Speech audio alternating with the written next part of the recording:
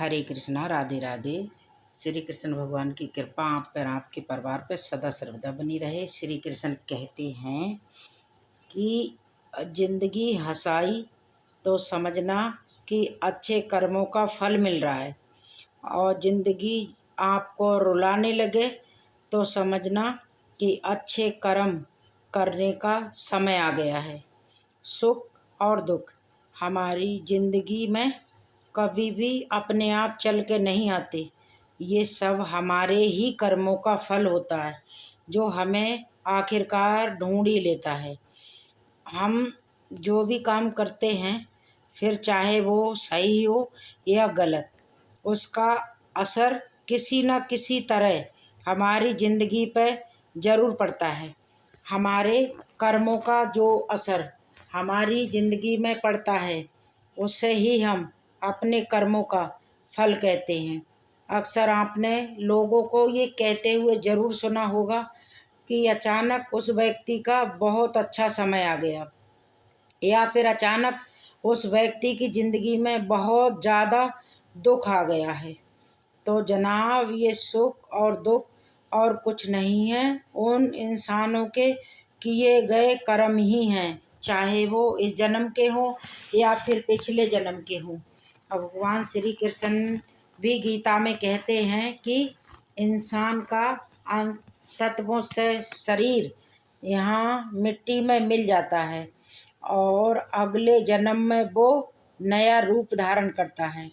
लेकिन जन्म जन्मांतर तक अगर इंसान के साथ कुछ रहता है तो वो है उनकी कर्म, चाहे वो अच्छे हों या फिर बुरे हों। कर्मों के फल हमें किस तरह लाखों की भीड़ में हमें ढूंढ ही लेते हैं। इसके लिए मैं आपको एक छोटी सी कहानी सुनाना चाहती हूँ, और मैं उम्मीद करती हूँ कि ये कहानी आपको बहुत पसंद आएगी। तो वीडियो को अंत तक ज़रूर सुनना। एक छोटा सा गांव था। उस गांव में एक किसान उसके परिवार के साथ रहता था। किसान और उसका परिवार एक संत महात्मा की सेवा किया करता था, और संत महात्मा के उपदेश पर उनका पूरा परिवार ज़रूरतमंद लोगों की सेवा किया करता था। किसान का परिवार मध्यम वर्गीय होते हुए भी लोगों से इतना प्रेम भाव रखते हुए और ज़रूरतमंद लोगों की इतनी सेवा किया करते थे कि भले ही उनके पास चीज़ें कम हों, लेकिन वो फिर भी ज़रूरतमंद लोगों की ज़रूरतें पूरी करना अपने जीवन का लक्ष्य समझते थे। लेकिन उस किसान का एक बेटा था जो दोनों पैरों से अपाहिज था। किसान परिवार को सेवा करते करते बरसों बीत गए थे।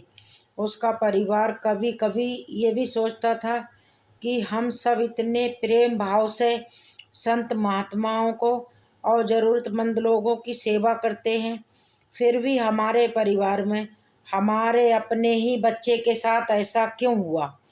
इसका दोष क्या था जो ये अपाहिज हुआ?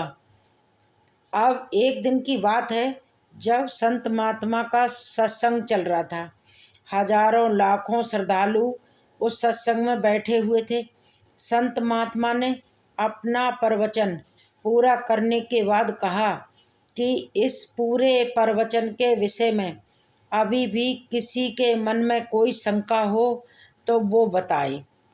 हजारों लाखों श्रद्धालुओं के बीच से उस किसान के अपाहिज पुत्र ने संत महात्मा से एक सवाल किया कि हे महात्मा, हम सब निस्वार्थ स्वार्थ भाव से ज़रूरतमंद लोगों की सेवा करते हैं, और हमारा पूरा परिवार अहिंसा के मार्ग पर चलता है।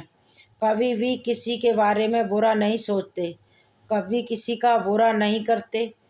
फिर भी ऐसा क्या गुनाह हुआ जो मैं अपाहिज पैदा हुआ? फिर गुरु ने जवाब दिया कि वैसे तो मैं ये बात नहीं बता सकता, फिर भी आपके मन में अगर कोई दुविधा है तो सुनो। तुम पिछले जन्म में एक किसान के बेटे थे। रोज खेत में अपने पिता को दिन के समय में भोजन का टिफ़िन खेत में देने जाया करते थे।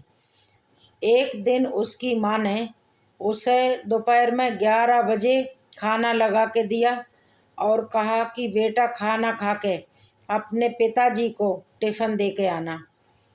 उसकी माँ ने खाना परोस के थाली में रखा कि इतने में उसके किसी दोस्त ने आवाज़ लगाई, तो वो खाना वहीं छोड़ के अपने दोस्त के बात करने चला गया। इतने में एक कुत्ता घर में घुसा और उसने थाली में मुंह डाला और रोटी खाने लगा। लड़का जैसे ही घर में वापस आया और उस कुत्ते को थाली में मुंह डालते हुए देख के पास में ही एक लोहे का बड़ा सा डंडा पड़ा हुआ था। उसमें ये भी नहीं सोचा कि खाना तो जूठा हो ही चुका है।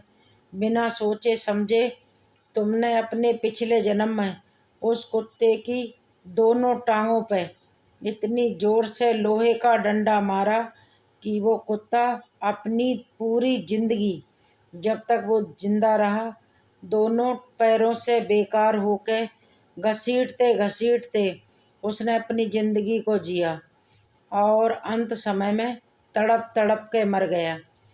ये शायद और कुछ नहीं बल्कि उस कुत्ते की बद्दुआ का फल है जो इस जन्म में तुम्हें दोनों टांगों से अपाहिज होकर जन्म लेना पड़ा है। संत महात्मा ने कहा कि इस संसार में इंसान को अपने अपने कर्मों का फल भुगतना ही पड़ता है। ये तो एक कहानी थी, लेकिन आप महाभारत के एक प्रमुख केदार भीष्म पितामह को जरूर जानते होंगे।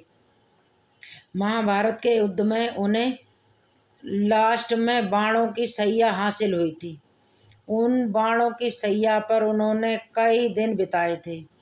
ये भी उनके ही कर्मों का फल था।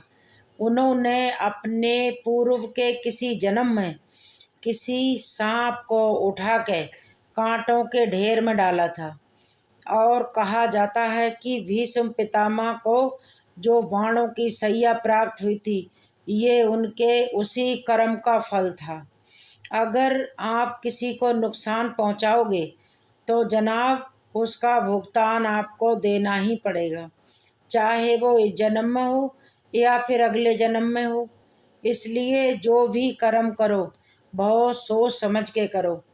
भगवान श्री कृष्ण ने गीता में कर्म को प्रधानता देते हुए यहाँ तक स्पष्ट किया है कि व्यक्ति की यात्रा जहाँ से छूटती है अगले जन्म में वो वहीं से प्रारंभ होती है। यानी कि उसके जो कर्म का हिसाब किताब होता है अगले जन्म में, उन्हीं कर्मों के हिसाब किताब के आधार पर उसका अगला जन्म निर्धारित होता है।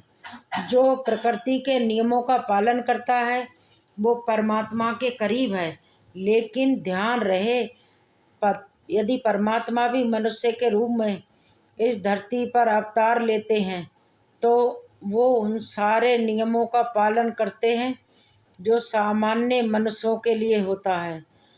आज इंसान कितना भी आधुनिक क्यों ना बन गया हो, लेकिन कर्मों का डर आज भी इंसान के मन में कहीं ना कहीं रहता है। सोचिए अगर ऐसा ना होता तो क्या गंगा नदी के घाट पर इतनी भीड़ होती? बिल्कुल भी नहीं होती। लोग सोचते हैं कि गंगा नदी में डुबकी लगाने से उनके सारे पाप धुल जाएंगे, लेकिन ऐसा बिल्कुल भी नहीं है। गंगा मैया हमारे तन के मैल को तो धुल सकती हैं, लेकिन जो हमारे मन में मैल है वो गंगा मैया भी कैसे धो सकती हैं। जो मैल हमारे विचारों में है, हमारी सोच में है, जो गंदगी है, उसे गंगा मैया भी कैसे धो सकती हैं। अगर आप अपने इस जन्म में अपने हर तरह के कर्मों के बंधन से मुक्त होना चाहते हैं, चाहे वो अच्छे कर्म हो या बुरे हों, तो सिर्फ एक काम करना, आप जो कुछ भी करते हो वो भगवान श्री कृष्ण को समर्पित करते हुए करना, क्योंकि भगवान श्री कृष्ण ही एकमात्र ऐसे हैं जो इस प्रकृति के, इस मृत्यु लोक के सभी नियमों से, सभी तरह के बंधनों से परे हैं। अगर हम अपना हर कर्म भगवान श्री कृष्ण को समर्पित करते हैं तो हम किसी भी तरह के बंधन में नहीं बंधेंगे। और ये मेरा अटूट विश्वास है और ये मेरा अनुभव भी है कि अगर हम भगवान श्री कृष्ण पर विश्वास करते हैं तो वो हमारा विश्वास कभी टूटने नहीं देते।